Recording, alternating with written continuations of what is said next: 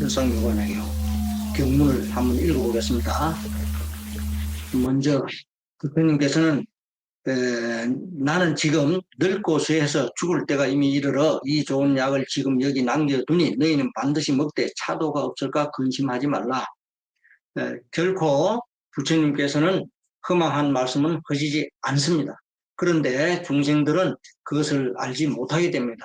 왜? 부처님이 우리 중생 모든 사람들의 아버지라는 것을 잊어버리고 있기 때문입니다. 그래서 아버지인 부처님께서는 이 좋은 약을 여기 남겨두니 결코 차도가 없을까 걱정하지 마라. 이게 무슨 뜻인고 하니 부처님의 가르침을 남겨두었다는 것입니다. 이 가르침을 가지고 수행을 하게 되면 반드시 좋은 과보를 얻을 것이다 라는 뜻이죠. 그래서 다시 말하면 부처님께서는 약을 여기다 두셨는데, 즉 양약인 묘법연화경을 두셨는데 이것을 받아 먹고 이것을 부르고 했을 때 결코 의심하지 말아라. 의심하지 말고 그대로 받아 먹어라. 그러면은 반드시 차도가 있을 것이다. 좋은 일이 생겨날 것이다. 라고 말씀을 하셨습니다. 그 다음에 이제 아버지의 세상 떠나심을 듣고 마음에 크게 근심하여 이 같은 생각을 하되, 만약 아버지가 계시면 우리들을 사랑하고 불쌍히 생각하시어 능히 구해서 지켜주시련만 지금은 우리를 버리시고 먼 다른 나라에 가셔서 세상을 떠나셨도다. 스스로 생각하니 외로워라. 다시는 믿고 모실 수가 없도다 하며 항상 슬픈 회포를 품다가 마음이 마침내 깨어나서 이 약의 빛과 향기와 맛이 좋음을 알고 곧 가져다 먹으니 독한 병이 다 나음이라. 그 아버지는 모든 아들이 이미 차도를 얻었음을 듣고 다시 찾아와서 아들에게 보임과 같으니라. 우리는 석가모니 부처님께서 이 사바 세계에서 항상 우리 곁에 계신다고 한다면 중생들은 스스로 부처가 되고자 노력하지 않을 것이다. 그렇기 때문에 언제라도 내가 힘들 때는 그 부처님을 친근할 수 있다고 생각하게 되는 것은 당연한 것입니다.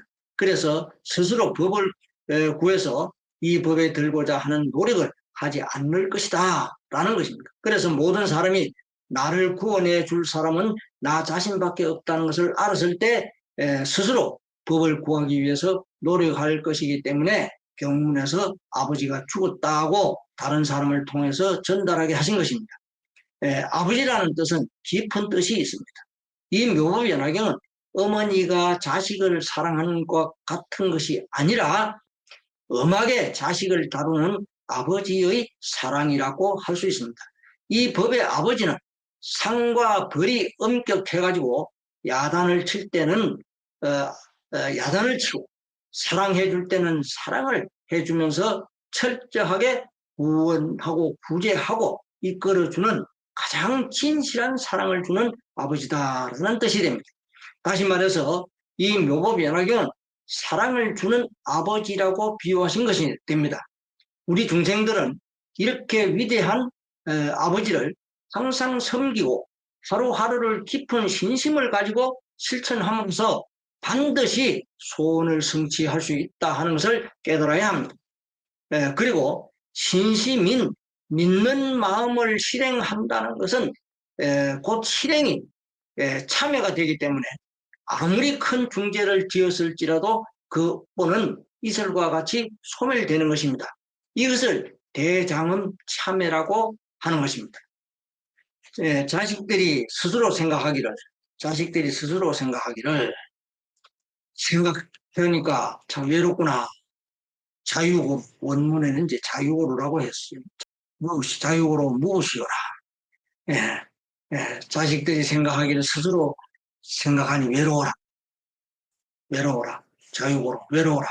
외롭구나. 다른 사람으로부터 소외 당하기 때문에 외롭다는 것이 아니라 자기 자신에게서 벗어난 것인데요.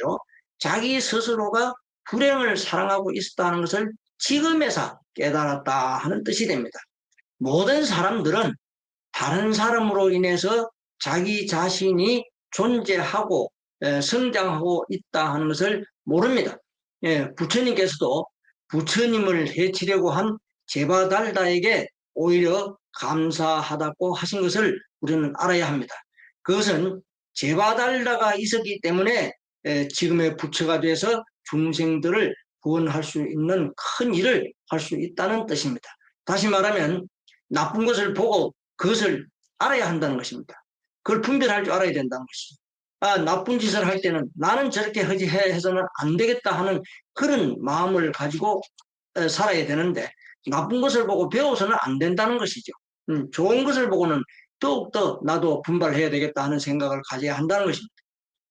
자기 앞에 악한 것이 나타나면 이것을 반드시 이김으로 해서 큰 일을 성취하겠다는 마음이 더욱 강하게 생겨나게 되죠. 이 악이라는 장애가 없다면 모든 일들이 너무 순조롭게 이루어지게 되면 세상 사람들은 어떻게 하겠습니까? 노력도 하지 않고 가만히 앉아서 편안하게 얻으려고만 할 것이 됩니다. 만약 부처님께서도 열반에 드시지 않으시고 그 몸 그대로 이 세상에 항상 상주하고 계신다면 모든 사람들은 부처님에 대한 믿음과 가르침을 실천하고자 하는 노력이 점점 없어질 것입니다.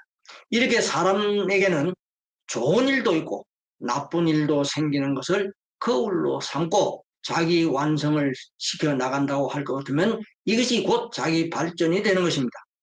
우리들은 그 어떤 나쁜 일들이 자신에게 생겨도 그러한 나쁜 일들도 모두 부처님의 대자비심 중에 하나의 표현이다라고 생각한다면 가장 이상적인 생각이 될 수가 있을 것입니다.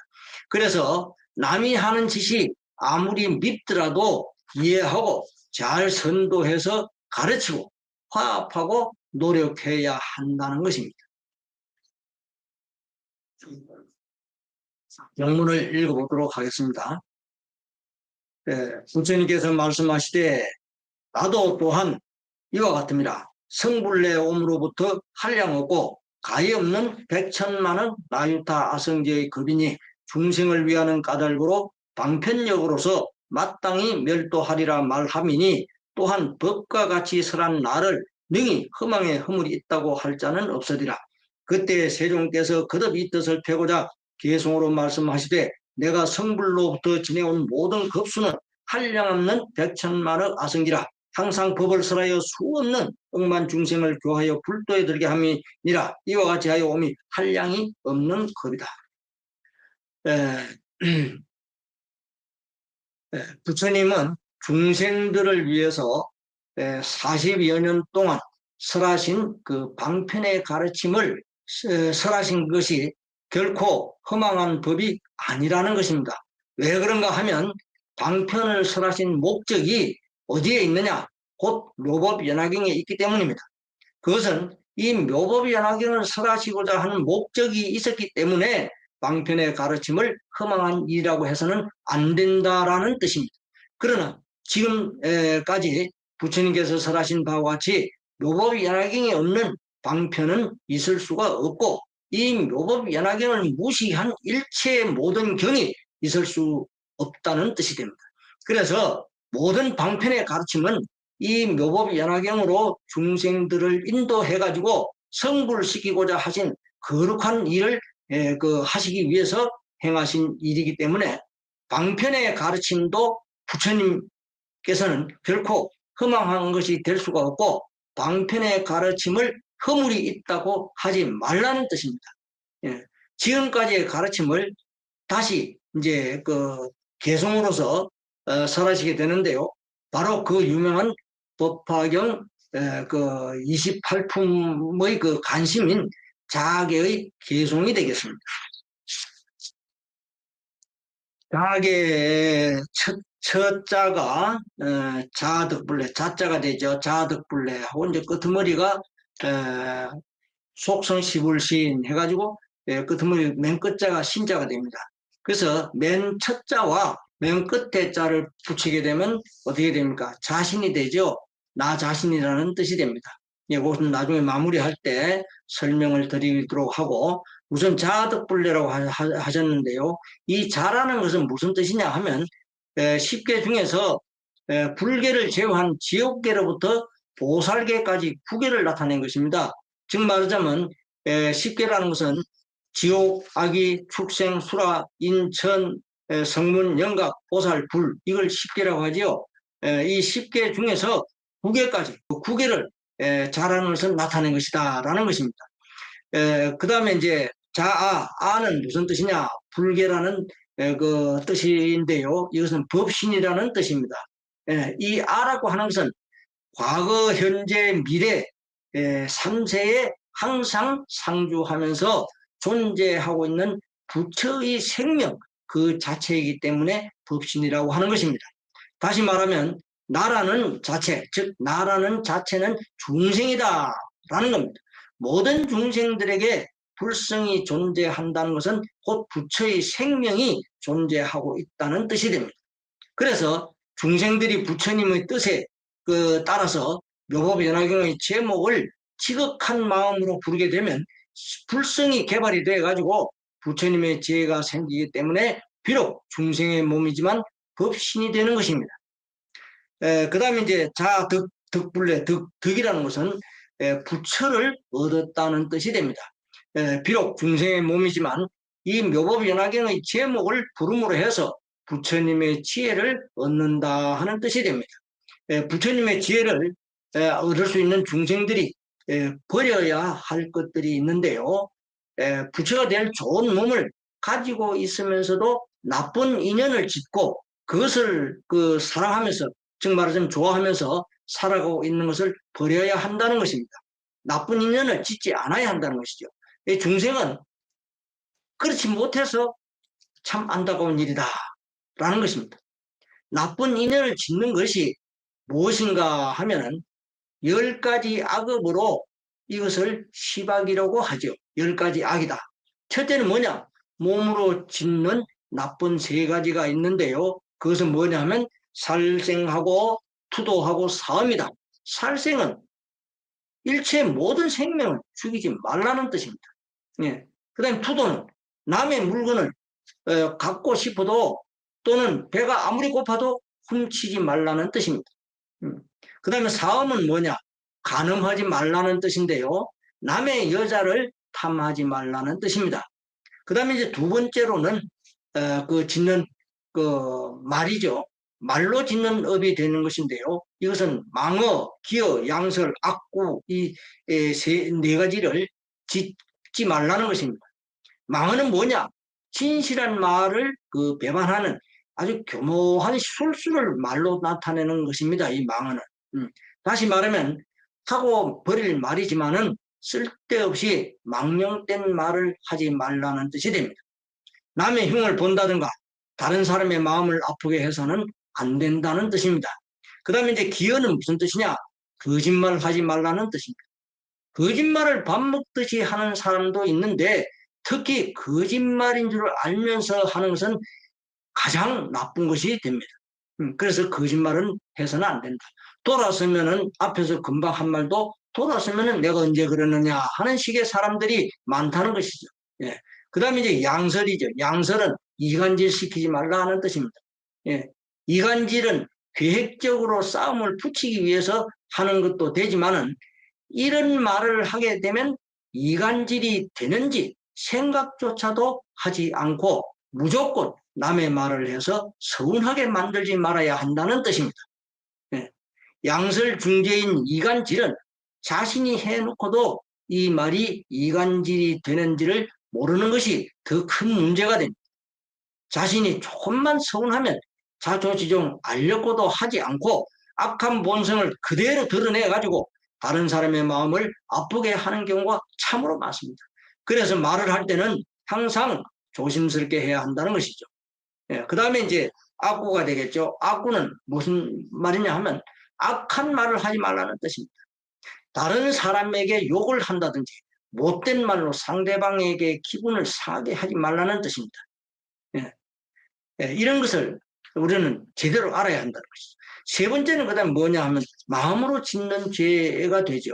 이 마음으로 짓는 죄는 뭐냐 하면 탐진치가 됩니다. 즉 탐의 진의 그 취함이죠. 이 탐에는 뭐냐?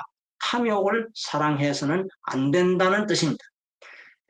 탐욕하는 마음 때문에 분별력을 잃어버리게 되고 오직 자신의 욕망만을 채우기 위해서 살아가서는 결코 안 된다는 뜻입니다. 그것은 반드시 돌아오게 되어 있죠. 그 다음에 진해는 뭐냐 하면 성내는 마음인데요. 성내는 마음 때문에 모든 일을 그르치게 됩니다. 그래서 성을 낸다는 것은 한마디로 말하면 스스로를 다치게 한다는 것이 되기 때문에 성을 내지 말라고 하는 것입니다. 그 다음에 치는 어리석을 치니까 어리석은 마음입니다. 이 세상을 살다가 보면 어리석은 짓을 할 때가 참으로 많습니다. 어리석은 사람은 항상 손해를 보게 마련입니다.